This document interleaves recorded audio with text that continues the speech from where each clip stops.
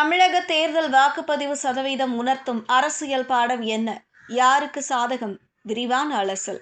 தமிழகத்தின் 2026 சட்டமன்ற தேர்தலுக்கான வாக்குப்பதிவு இன்று நிறைவடைந்துள்ளது. தேர்தல் ஆணையம் வெளியிட்டுள்ள அதிகாரப்பூர்வ தரவுகளின்படி தமிழகத்தில் 84.51% வாக்குகள் பதிவாகியுள்ளன. கடைசி கட்ட வாக்குகள் எல்லாம் சேர்த்து இந்த சதவீதம் கொஞ்சம் உயர வாய்ப்புகள் உள்ளன. மேலோட்டமாக பார்த்தால் இது ஒரு மிகப்பெரிய வாக்குப்பதிவு சதவீதம் போல தெரிந்தாலும் இதன் பின்னால் இருக்கும் உண்மையான அரசியல் கணிதத்தை நாம் மிக துல்லியமாக பார்க்க வேண்டியுள்ளது. இந்த 84.51% என்பது வெறும் எண்கள் அல்ல.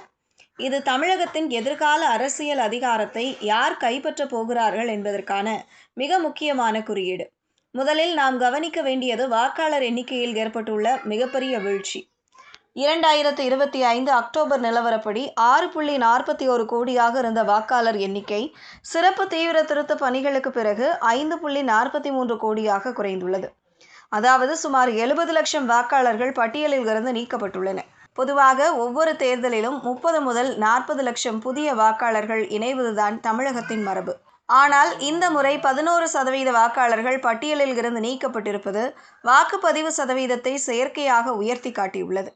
கடந்த 2021 தேர்தலில் 73.63% வாக்குகள் பதிவான போது மொத்தமாக பதிவான வாக்குகளின் எண்ணிக்கை சுமார் 4.69 கோடியாகும். இந்த முறை 5.43 கோடி வாக்காளர்களில் 84.51% வாக்கு பதிவாகியுள்ளது. இந்த வாக்குகளை கணக்கிட்டால் அது ஏறக்குறைய 4.79 கோடி வாக்குகளாகவே உள்ளது. அதாவது கடந்த தேர்தலை விட வெறும் 9 முதல் 10 லட்சம் வாக்குகள் மட்டுமே கூடுதலாக பதிவாகியுள்ளன. எனவே இந்த 84%ஐ ஒரு எதிர்ப்பு அலை என்று நாம் அவசரமாக முடிவெடுத்து விட முடியாது. இயல்பாக எல்லா நேரத்திலும் நடக்கும் வாக்காளர்களின் எண்ணிக்கை உயர்வு. அதாவது கடந்த 5 ஆண்டுகளில் இணைந்த கூடுதல் வாக்காளர்கள் இவர்கள். சரி, இந்த வாக்குப்பதிவு யாருக்கு சாதகம்? பதிவான வாக்குகள் எண்ணிக்கை பெரிதாக மாறாமல் சதவீதம் மட்டும் உயர்ந்திருப்பது ஆளும் திமுக கூட்டணிக்கு ஒரு சாதகமான அம்சமாக பார்க்கப்படுகிறது. வாக்கு வங்கி சிதறாமல் தங்களுக்கு உரிய வாக்குகளை சரியாக பூத் மட்டத்தில் கொண்டு வந்து சேர்க்கும் வலுவான கட்டமைப்பு திமுகவிடம் உள்ளது. குறிப்பாக மகளிர் உரிமை தொகை போன்ற திட்டங்கள் கிராமப்புறங்களில் பெண்களின் வாக்குப்பதிவை உறுதி செய்துள்ளன. தேர்தல் ஆணையம் பட்டியலை சுத்தப்படுத்திய பிறகு தேவையற்ற அல்லது போலி வாக்குகள் நீக்கப்பட்டிருப்பது துல்லியமான பூத் கமிட்டி வேலைகளை செய்யும் திமுக போன்ற கட்சிகளுக்கு லாபகரமானது. வாக்காளர் பட்டியல் சுருங்கிய நிலையில் 84% வாக்குப்பதிவு என்பது ஆளும் கட்சியின் கேடர் பலத்திற்கு சாதகமாக இருக்கும். அதிமுகவை பொறுத்தவரை கொங்கு மண்டலத்திலும் தென் மாவட்டத்திலும் வாக்குப்பதிவு மிக அதிகமாக இருப்பது அவர்களுக்கு ஒரு நம்பிக்கையை தருகிறது. இருப்பினும் இந்த தேர்தலில் மிகப்பெரிய மாற்றத்தை ஏற்படுத்த வேண்டுமென்றால் வாக்குப்பதிவு சதவீதம் 90ஐ தொட்டிருக்க வேண்டும். பதிவான வாக்குகளின் எண்ணிக்கை பெரிய அளவில் அதிகரிக்காத சூழலில் ஆட்சிக்கு எதிரான வாக்குகள் முழுமையாக ஒருங்கிணைந்துள்ளதா என்பதுதான் கேள்வி. குறிப்பாக வட மாவட்டங்களில் பாமகவின் வாக்குகள் அதிமுகவிற்கு முழுமையாக பரிமாற்றமாகி இருந்தால் மட்டுமே இந்த 84%ல் அதிமுக ஒரு பெரிய வெற்றியை எதிர்பார்க்க முடியும். இல்லையெனில் இது மீண்டும் ஒரு இழுபறி நிலையை உருவாக்கும். இந்த தேர்தலில் நாம் மிக முக்கியமாக கவனிக்க வேண்டியது தமிழக வெற்றிக் கழகத்தின் வருகை. 12.5 லட்சம் புதிய வாக்காளர்கள் மற்றும் இளைஞர்களின் வாக்குகள் எங்கே சென்றுள்ளன என்பதுதான் 2026 தேர்தலின் மிகப்பெரிய மர்மம். பதிவான வாக்குகளின் எண்ணிக்கை பெரிய அளவில் உயராத நிலையில் விஜய் ஈர்க்கும் ஒவ்வொரு வாக்கும் திமுக அல்லது அதிமுக ஆகிய இரு பெரிய கட்சிகளின் வாக்கு வங்கியில் இருந்தே பிரியும். குறிப்பாக நகர்ப்புறங்களில் தாவேக்க பெறும் வாக்குகளை பிரித்தால் அது திமுகவின் வெற்றி வாய்ப்பை விட அதிமுகவின் வெற்றி வாய்ப்பை அதிகம் பாதிக்கும் சூழல் உள்ளது. ஏனெனில் திமுகவின் கூட்டணி வாக்குகள் மிகவும் கட்டுக்கோப்பானவை. ஆனால் அதிமுக மற்றும் நடுநிலை வாக்குகளை தாவேக்க எளிதாக பிரிப்பதற்கான வாய்ப்புகள் அதிகம். அதேபோல் நாம் தமிழர் கட்சி தனது நிலையான வாக்கு வங்கியை தக்க வைத்துக் கொண்டுள்ளது. இத்தகைய உயர் சதவிகித வாக்குப்பதிவில் அவர்களின் வாக்கு சதவிகிதம் சற்று குறைந்ததாக தெரிந்தாலும் வாக்குகளின் எண்ணிக்கை குறையாது. அதாவது நாம் தமிழரின் சதவிகிதம் குறையலாம், ஆனால் வாக்காளர்கள் அதிகரித்திருப்பார்கள். கடலூர், விழுப்புரம், தருமபுரி பகுதிகளில் 85%க்கும் அதிகமான வாக்குப்பதிவு பதிவாகியுள்ளது. இது வன்னியர் சமூகத்தின் வாக்குகள் சிதறாமல் விழுந்திருப்பதை காட்டுகிறது. விசிக திமுக கூட்டணிக்கு இது வடக்கில் கடும் போட்டியை உருவாக்கியுள்ளது.